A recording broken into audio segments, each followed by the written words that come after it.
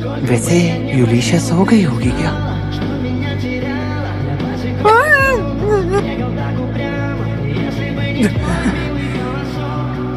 यूलिशिया, तुम कितनी भोली हो।